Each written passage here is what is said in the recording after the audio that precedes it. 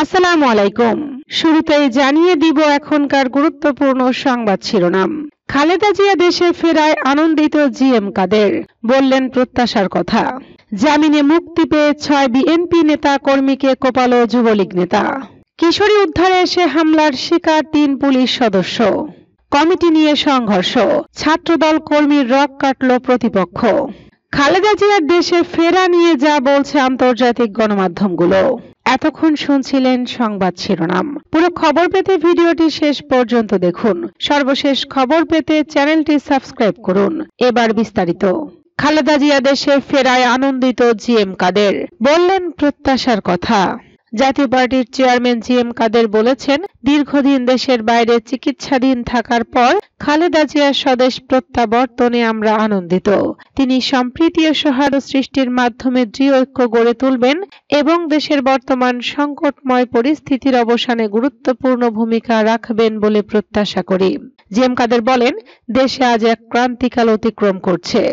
অর্থনৈতিক সংকট, সামাজিক অস্থিরতা, আইন শৃঙ্খলার অবনতি ও অস্থিতিশীল রাজনীতি দেশকে এক ভয়াবহ অনিশ্চিত ভবিষ্যতের দিকে ধাবিত করছে। পরস্পরের প্রতি ঘৃণা, বিদ্বেষ, রাজনৈতিক দল ও জনগণের মধ্যে বিভক্তি ও প্রতিহিংসার রাজনীতির প্রসার ঘটছে। জাতীয় পার্টির চেয়ারম্যান বলেন, দেশ প্রতিদিন এক সংঘাতময় পরিস্থিতির দিকে এগিয়ে যাচ্ছে। সে প্রেক্ষিতে বেগম খালেদা জিয়ার মতো বিজ্ঞ, অভিজ্ঞ, জনপ্রিয় রাজনীতিবিদ জনগণের মধ্যে পরস্পরের প্রতি সহনশীলতা, সম্প্রীতি ও সৌহার্দ্য সৃষ্টির মাধ্যমে দৃঢ় ঐক্য গড়ে তুলবেন ও দেশের বর্তমান সংকটময় পরিস্থিতির অবসানে গুরুত্বপূর্ণ ভূমিকা রাখবেন বলে প্রত্যাশা করি। আমরা তার সুস্বাস্থ্য ও দীর্ঘায়ু কামনা করি। জামিনে মুক্তি পেয়ে ৬ বিএনপি নেতা কর্মীকে কোপালো যুবলীগ নেতা। জামিনে মুক্তি পেয়ে বরিশাল মৎস্যজীবী দলের যুগ্ম আহ্বায়ক সহ ৬ বিএনপি নেতা কর্মীকে কুপিয়ে গুরুতর জখম করেছেন যুবলীগ নেতা আল আমিন। বরিশালে মাদক বাণিজ্যে বাধা দেওয়ায় রোববার গভীর রাতে নগরীর স্টেডিয়াম কলোনিতে ঘটনা ঘটে। আহতরা বরিশাল শের-ই বাংলা চিকিৎসা মহাবিদ্যালয় হাসপাতালে চিকিৎসাধীন রয়েছে। এর আগে ২০২৪ সালের ৪ সেপ্টেম্বর নগরীর স্টেডিয়াম কলোনি এলাকায় মসজিদের মাইকে ঘোষণা দিয়ে বিএনপির নেতা কর্মীদের কুপিয়েছিলেন আল আমিন।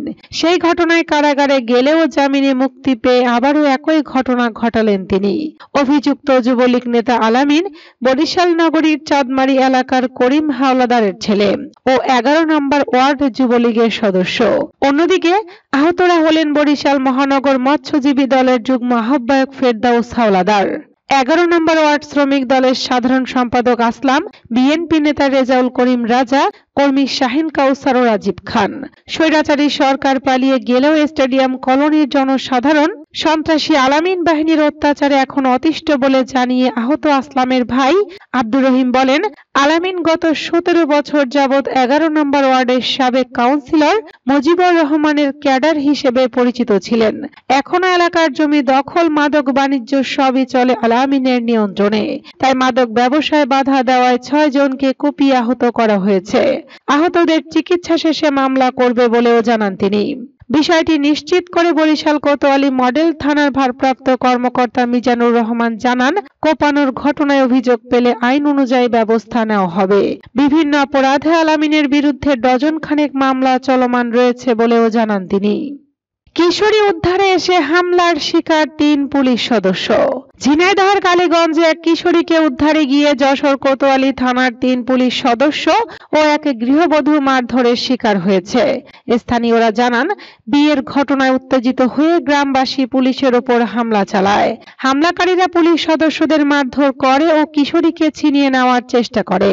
পুলিশ জানিয়েছে, সম্প্রতি বাকুলিয়া গ্রামের ইমাদুলের ভাইরার ছেলে সুজন হোসেন যশোর থেকে ১৪ বছর বয়সী এক কিশোরীকে নিয়ে এসে পরিবারের অমতে বিয়ে করে।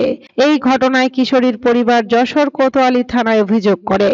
সোমবার বিকেলে যশোর কোতোয়ালি থানার পুলিশ কালীগঞ্জ থানার সহযোগিতায় ওই কিশোরীকে উদ্ধার করতে গিয়ে ইমাদুলের বাড়িতে পৌঁছায়। কিশোরীকে উদ্ধার করে নিয়ে আসার সময় স্থানীয় কয়েকজন নারী পুরুষ পুলিশ সদস্যদের উপর হামলা চালায়। হামলায় আহতরা হলেন এএসআই তাপস কুমার পাল, কনস্টেবল রাবেয়া খাতুন ও ফারজানা খাতুন। তাদের প্রাথমিক চিকিৎসা দেওয়া হয়েছে কালীগঞ্জ উপজেলা স্বাস্থ্য কমপ্লেক্সে।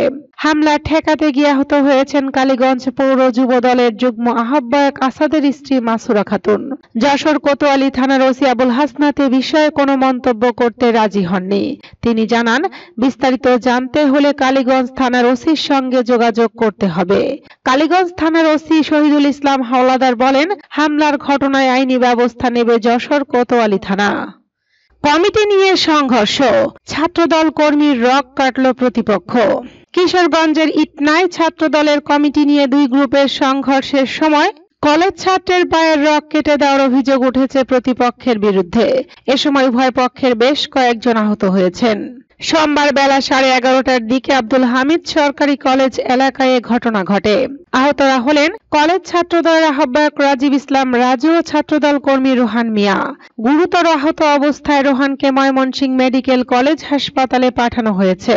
পুলিশ ও স্থানীয় সূত্র জানায়, 2 মে জেলা ছাত্রদল সভাপতি মোহাম্মদ ফারুক মিয়া ও সাধারণ সম্পাদক ফেরদৌস আহমেদ নেভিন স্বাক্ষরিত একটি পত্রে ইটনা আব্দুল হামিদ সরকারি কলেজ ছাত্রদলের 5 সদস্যের একটি কমিটি ঘোষণা করা হয়। কমিটি নিয়ে দুই গ্রুপের মধ্যে উত্তেজনা বিরাজ করছিল। সকালে নবগঠিত কমিটির সদস্যরা আনন্দ মিছিল করার প্রস্তুতি নিলে অপর পক্ষের নেতা কর্মীরা হামলা চালায়। এতে কলেজ ছাত্রদলের আহ্বায়ক রাজীব ইসলাম রাজু, একাদশ শ্রেণীর শিক্ষার্থী রোহান মিয়া গুরুতর আহত হন। এ বিষয়ে রাজীব ইসলাম রাজু জানান, আমরা আনন্দ মিছিলের প্রস্তুতি নিচ্ছিলাম। এ সময় উপজেলা ছাত্রদলের আহ্বায়ক আজমানুর রহমান সুজন আওয়ামী লীগের লোকজন নিয়ে হামলা করে। এ সময় একাদশ শ্রেণীর শিক্ষার্থী রোহান মিয়ার ডান পায়ের গোড়ালির রক কেটে দেয় সন্ত্রাসীরা। হামলায় আমি নিচে আহত হয়েছি। অভিযোগ অস্বীকার করে ইটনা উপজেলা ছাত্রদলের আহ্বায়ক আজমানুর রহমান সুজন বলেন, এটা আমার বিরুদ্ধে সম্পূর্ণ চক্রান্ত ও ষড়যন্ত্র। রাজুকে জেলা ছাত্রদলের সভাপতি মারুফ ভাইকে বলেই আমি আহ্বায়ক বানিয়েছি। খালেদা জিয়ার দেশে ফেরা নিয়ে যা বলছে আন্তর্জাতিক গণমাধ্যম। দীর্ঘ 4 মাস পর দেশে ফিরে গুলশানের বাসভবন ফিরোজায় পৌঁছেছেন বিএনপি চেয়ারপারসন ও সাবেক প্রধানমন্ত্রী বেগম খালেদা জিয়া। মঙ্গলবার বেলা 1:25 তিনি তার বাসভবনে পৌঁছান। খালেদা জিয়াকে বহনকারী গাড়ি ফিরোজায় পৌঁছালে দলীয় নেতা কর্মীরা তাকে অভ্যর্থনা জানান। খালেদা জিয়া স্বদেশ প্রত্যাবর্তন বেশ ভালোভাবেই ঠাঁই পেয়েছে Al Jazeera, Straits Times, Telegraph India সহ বিভিন্ন আন্তর্জাতিক গণমাধ্যমে। কেউ বলছে, দেশের গণতন্ত্রের জন্য সংকটময় মুহূর্তে দেশে ফিরলেন খালেদা জিয়া। আবার কেউ লিখেছে, খালেদা জিয়ার দেশে ফেরা নির্বাচনের জন্য বাড়তি চাপ তৈরি করবে। ভারতীয় সংবাদ মাধ্যম টেলিগ্রাফ ইন্ডিয়া শিরোনাম করেছে, যুক্তরাজ্যের চিকিৎসা শেষে দেশে ফিরলেন বাংলাদেশের সাবেক প্রধানমন্ত্রী খালেদা জিয়া। মার্কিন সংবাদ মাধ্যম এবিসি নিউজ বাংলাদেশের সাবেক প্রধানমন্ত্রী খালেদা জিয়ার প্রত্যাবর্তন নির্বাচনের চাপ বাড়াচ্ছে শীর্ষক এক প্রতিবেদন প্রকাশ করেছে।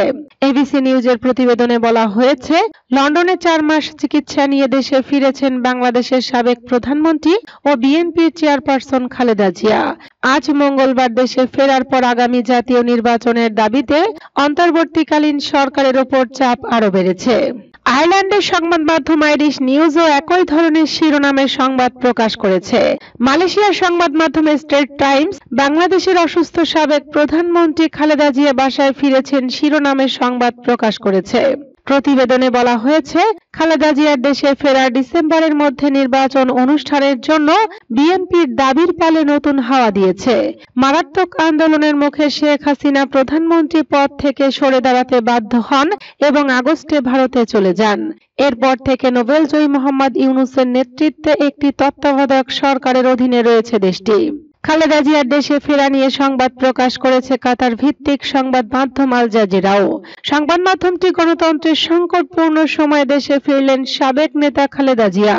সংবাদ মাধ্যমটির প্রতিবেদনে বলা হয়েছে, ব্রিটেনের রাজধানী লন্ডনে 4 মাস চিকিৎসার পর ঢাকায় ফিরেছেন বাংলাদেশের সাবেক প্রধানমন্ত্রী খালেদা জিয়া।